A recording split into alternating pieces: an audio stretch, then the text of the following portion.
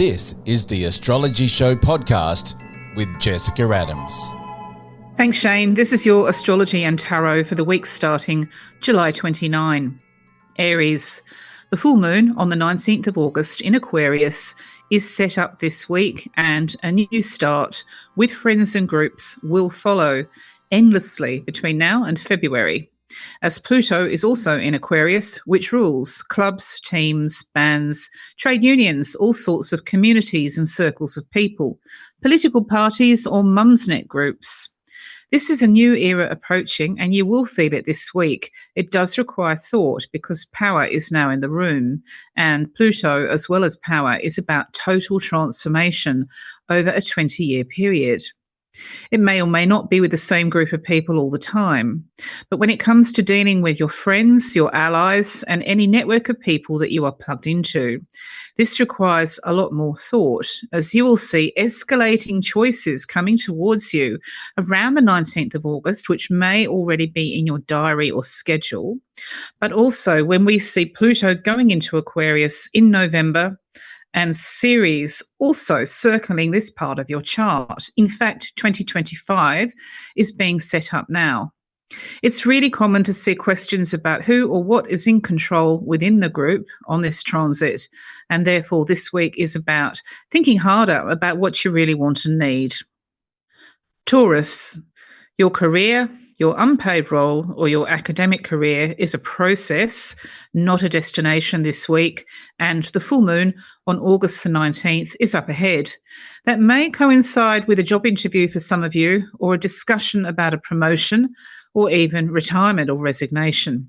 It depends on your personal chart, but around August 19, everything that's set up this week will come home to roost in terms of the changes that you need to make about what you call your success or your status in life. You have Pluto in Aquarius for the first time in 248 years, and that's a very big deal which takes a long time to unfold. You would not be alone if you had lost a position this year or decided to deliberately take measures to move into a different field. The most important thing is that you define success for yourself, as the 10th house of your chart, which is ruled by Aquarius, is very personal. You may or may not agree with other people on what is prestigious, for example, or what is a step up. It is important to look at the politics with people and to understand that all the big changes to come with reshuffles in December, January, February next year are being created this week. This is part of the knitting, if you like, or the embroidery or the tapestry. So be careful about what you're weaving together in terms of other people and your complications and machinations with them. Gemini, foreigners and foreign countries show up in your chart this week as you head towards an important full circle on the 19th of August in your solar 9th house. This rules people and places abroad as well as foreigners in your own town or country. It's about other cultures and languages, other backgrounds, and for some of you, it will directly involve a website, a book, or a university or college. In all cases, what you are doing this week is setting up the future. People sometimes think that astrology lands like a big foot, like a Monty Python foot, into reality. But what happens with this transit is that you set it up little by little. So there's really no great surprise about next year and the new start that you're going to make with travel, for example, emigration for some of you, or another culture in your own town. It's all being woven together at the moment. But what you get next year is a result of what you consciously create. So rather than just stumbling into this, start to think about what it would mean to you to feel powerful, to be empowered, to find the control, especially if in this whole area of your life over the last few months, you have found that power being taken away from you for whatever reason. Step back from the situation this week and see what would make you feel as if you're holding the reins. Cancer. You can be as rich as Elon Musk, who is a Cancerian like you, or as poor as a church mouse, and you still have a powerful financial cycle. The full circle is coming up on August 19, and the crossroads with insurance, income, the bank, investments, shares, charity, property, business, taxation and valuables, even inheritance for some of you. Yet bide your time and have plan B and C. Why? Because Mercury is retrograde in the other big financial zone of your chart. Now, Mercury is paperwork, discussion, news, and signatures, and retrograde is reversing. And that won't finish until September. So even though this week you feel as though you should be making decisions that will lead you to a big new start in 2025, you may want to have a few backup plans because you are likely to meet with delays, stop-start, and sometimes it's possible things come to nothing. That's why astrologers will always tell you, have a backup plan on this transit.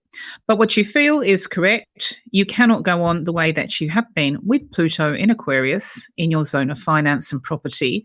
And therefore, December, January, February is both an ending and a beginning. And it takes a bit of thought this week. Leo, into the 7th house of duets and duels goes the Aquarius weather, ahead of the lunar transit in Aquarius on 19th of August. The duets may be marriage or professional partnership, and the duel may be anything from love rivalry to a professional conflict. For example, Democrats versus Republicans. 2 Leos in the Democrats, Clinton and Obama, are likely to feel it, along with you.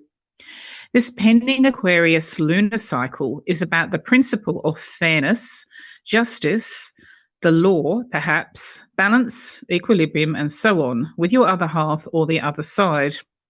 This is all very new and you are still adjusting to it. It only began in 2023, but it is going to become extremely intense as you see Aquarius weather rolling as 2024 ends and 2025 begins. So the big question at the moment, and something worth contemplating this week, is do you actually have control? Have you become empowered by what has happened? If you have not become empowered, can you find a way to spin the situation that you can see that you do in fact actually have the upper hand? By rights, Pluto should be giving that to you. But the only caveat here is that you have iron willpower and self-control in the situation with the other side or your other half. Virgo, the full moon coming along brings pending decisions about your lifestyle, your workload, your health, well-being, mental health, fitness, daily routine, and the rest. In December, January, and February, a huge transformation is coming. So the long term of your working life and your well-being is also a question right now, as transformation is guaranteed.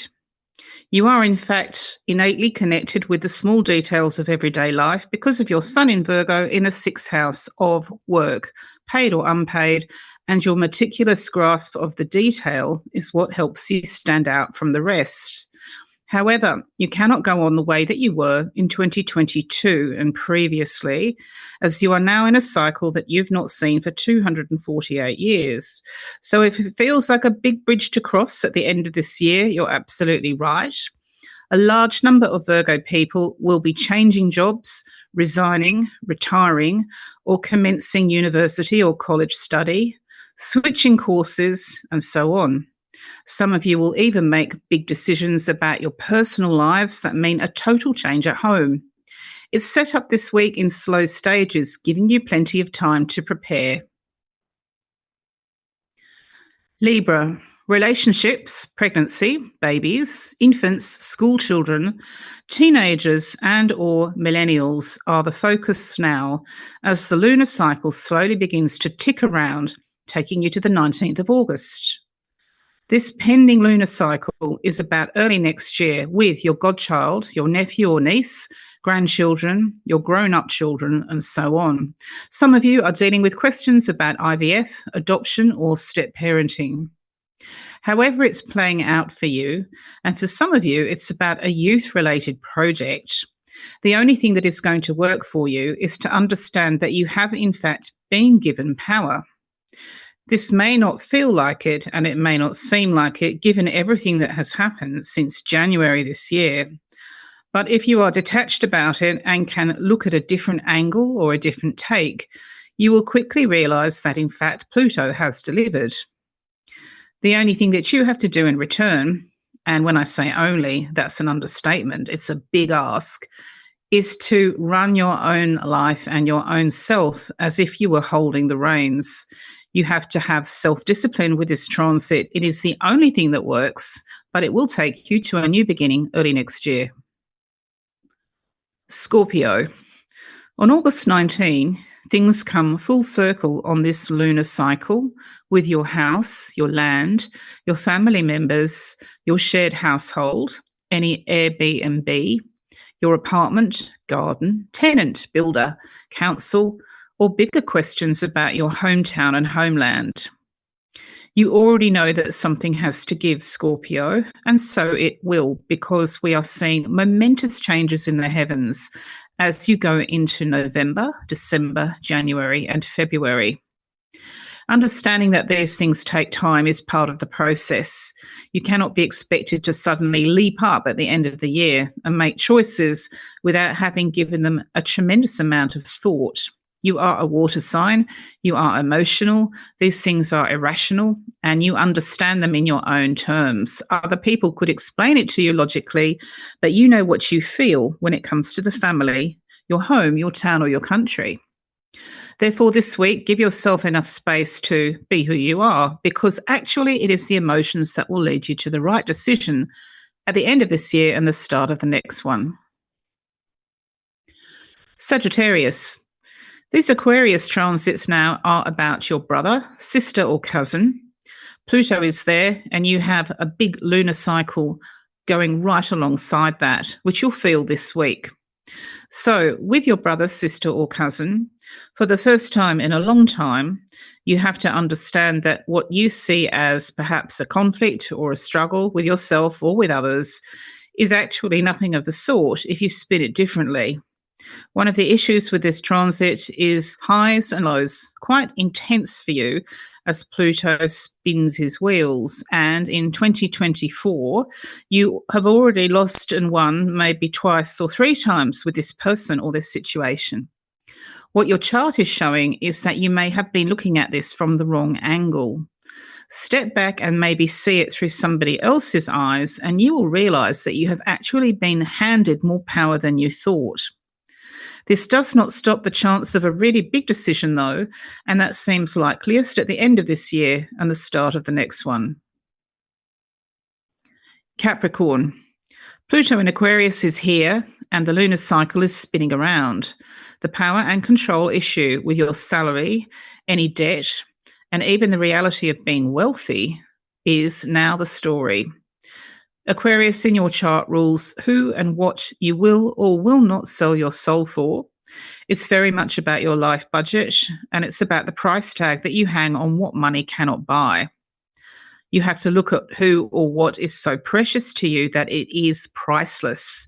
And you are now facing some of the biggest decisions of your life, as this cycle has not been with you for 248 years. That's how long it takes Pluto to rotate in the chart. What happens as the year ends is intense, it's decisive, and it marks the end of an era for you. It also marks the beginning of a massive new chapter, whether the issue is your house or apartment, your income, your savings, your superannuation or pension, and the rest.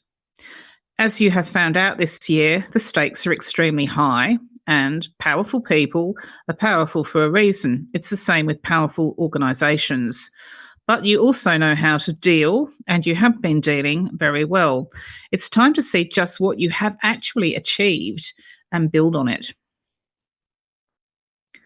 Aquarius, the focus between now and February, when your transformation and relaunch is complete, will be external. So it's who you see in the mirror or what you see on the internet.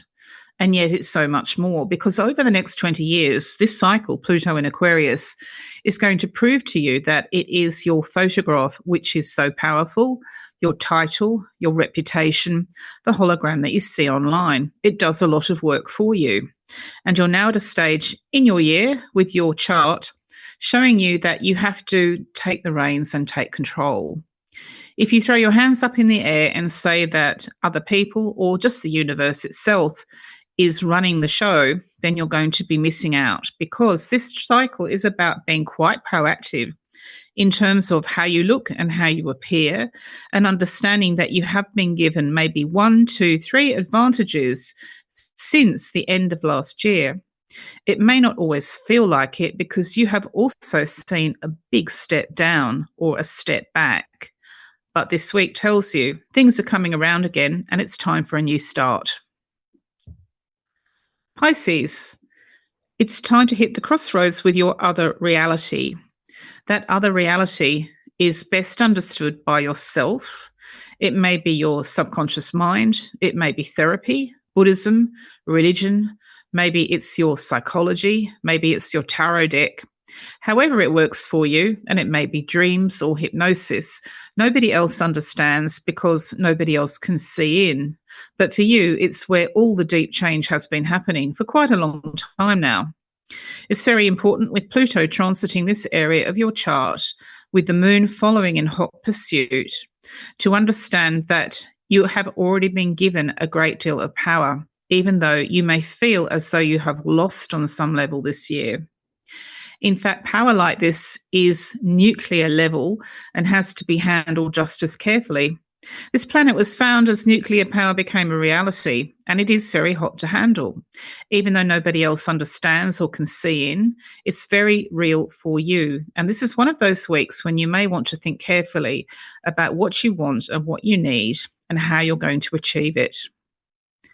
Your tarot this week is Aries, the Lovers, Taurus, the Ace of Swords, Gemini, the Fool, Cancer, the Two of Pentacles, Leo, the Devil, Virgo, Strength, Libra, the Six of Cups, Scorpio, the Four of Wands, Sagittarius, the Two of Wands, Capricorn, the Three of Pentacles, Aquarius, the Empress, and Pisces, the Ace of Cups. Fated connections this week are Scorpio and Leo through the family circle, and the children or the young adults. Let's have a look at your personal birth chart. If you have Leo factors, then you are going to find life goes backwards and forwards with love affairs, stepchildren, godchildren, parenting, the bedroom, courtship, and younger people in general. Mercury is communication, information, and also transportation. And when it goes backwards, so do those things. They can stop and start or hang in midair. So this may be about a child's school term, for example, or your daughter's exams. It may be a new girlfriend who is in a messy situation with her ex. This all ends up where it is supposed to end up in September. But you may want to spare yourself the head miles by understanding that in July and August, the wheels go backwards and forwards. And also understand that Plan B and Plan C is very wise. If it's your birthday this week, then happy birthday. From 2025, a new relationship with a foreign country and foreigners slowly begins to change your life. Famous birthdays this week include Kate Bush, who is 66 on July 30, and Rat Scabies, who is 69 on the same day. Fatboy Slim is 61 on July 31. Babies born this week are little leaders at school, with any younger siblings or cousins, and later on in life, natural mentors, guides, or teachers to others. Let's have a look at this Mercury retrograde and understand that the Microsoft mess and muddle took place as it began. So far, so good, because most of it seems to have been cleared up. But we also need to remember that Mercury will be retrograde for the rest of July, August, and early September. It was, in fact, published on my website 2 years ago, and I gave you the dates because forewarned is forearmed, and this Mercury retrograde was in Leo, which rules children and it rules teenagers. So, of course, everybody's family holidays were affected right around the world. Let's look at Kamala Harris as well, because I've had a few questions about this. So again, this is a pretty old prediction. It goes back 4 years. This is what you read back in December 2020, the year 2024 and the revolution. What we are really waiting for in this Kamala Harris horoscope is Uranus, the symbol of revolution, rebellion, radical reform, independence, and the shock of the new to arrive at 2728 Taurus. When it does, it will immediately aspect her Libra Sun, Aries Moon, and Aquarius Saturn. September 4th to 26th, 2024 is radical change. We are also waiting for Neptune to move across 2728 Pisces and create a perfect storm. This takes place September 4 to 26 in the year 2024. I am now gazing 4 years into the future, I wrote at the time, but when you see Neptune aspecting her Sun, Moon, and Saturn at the same time as Uranus, you are looking at September 2024 as a time of extreme pressure. It is one of those now or never moments for Kamala, as I saw 4 years ago. Anybody who thinks that this is done and dusted or the deal is sealed doesn't understand the astrology in the situation, because not just with her and the Democrats, but also with Trump and Vance in the Republicans, we have what I would call a ballroom dance backwards, and we will see reshuffle upon reshuffle and change after change between now and when America actually votes. One of the issues that nobody is yet aware of that is going to be huge in this election is men and women. People are already talking about Kamala in terms of her being the first possible female president. And it's true that when you look at the astrology, men, women, and power are the big story of the next 2 years. However, one of her issues is the way that she defines women and defines men. And that brings us to Dylan Mulvaney. We have the example of what happened to Bud Light Beer when Dylan came on board. The New York Post said it, go woke, go broke. So this is the astrology of the South Node in Libra. Women's rights, women's identity, female equality and feminism are going to be huge. And what starts as a trickle now could be a tidal wave by the time we get to November. This cycle only ends in January 2025, which is really interesting because, of course, that's inauguration. Something else to take away is that Trump and Vance got the nomination on Mercury retrograde, as I've said. Meanwhile, the Democrat convention also takes place on Mercury retrograde. And then there is Joe Biden, who is still president, but he stepped down on this cycle. What we see now is not what we get later. You always put re in front of words on Mercury retrograde, so we may also have retracted statements. The most notorious Mercury retrograde election that we ever saw was Bush-Gore. So this is quite a muddled, messy American election. And in fact, Mercury will be reversing as they count the votes and go to electoral college.